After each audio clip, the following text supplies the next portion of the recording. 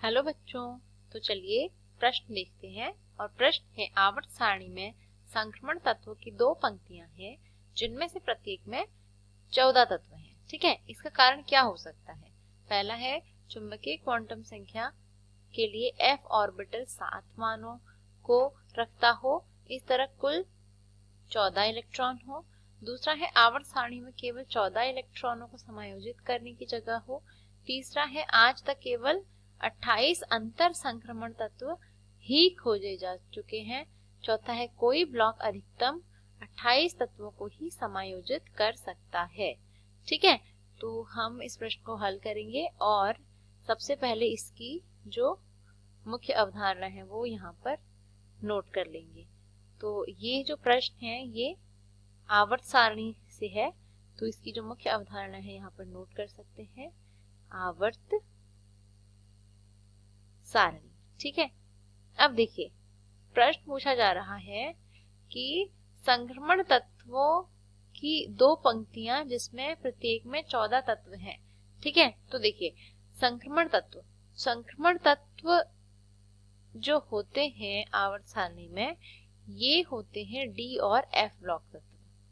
ठीक है, यानी जो डी ब्लॉक के तत्व हैं उन्हें भी संक्रमण तत्व कहा जाता है और जो एफ ब्लॉक तत्व हैं उन्हें भी संक्रमण तत्व कहा जाता है। ठीक है, अब संक्रमण तत्व में यहाँ पर यह उन तत्वों की पंक्ति की बात कर रहा है जहां पर हर एक पंक्ति में 14 तत्व हैं। तो हमें पता है कि जो एफ ब्लॉक है, एफ ब्लॉक की जो श्रेणियां हैं उनमें ही क्या होती है, 14 तत्व होते हैं। इसीलिए यहाँ पर ये हम कह सकते हैं कि बात कर रहा है एफ ब्लॉक के तत्वों की, यानी कि जो एफ ब्लॉक वाले संक्रमण तत्व हैं इनकी बात कर रहा है और कह रहा है कि एफ ब्लॉक की जो संक्रमण श्रेणी है उसमें कुल 14 तत्व हैं। ठीक है, एफ ब्लॉक की एक श्रेणी में कितने तत्व हैं? कुल 14 तत्व हैं। तो इसका क्या कारण है?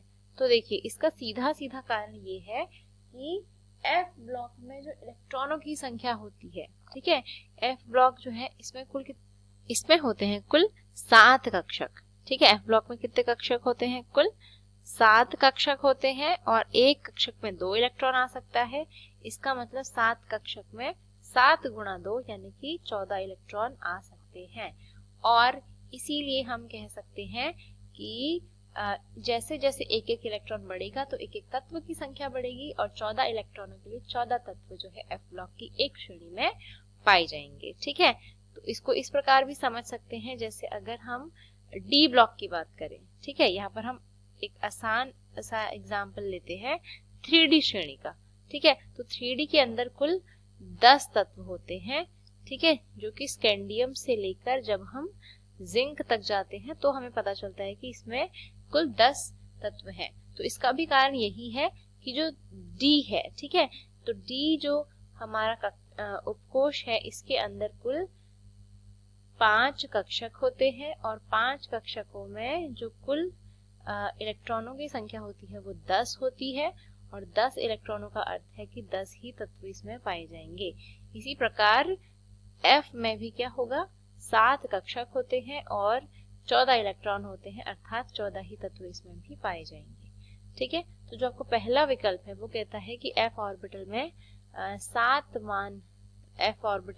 7 मान रखता है और कुल इलेक्ट्रॉन इसमें 14 है, इसीलिए इसमें 14 तत्व पाए जाते हैं। तो यही इसका बिल्कुल सही विकल्प है।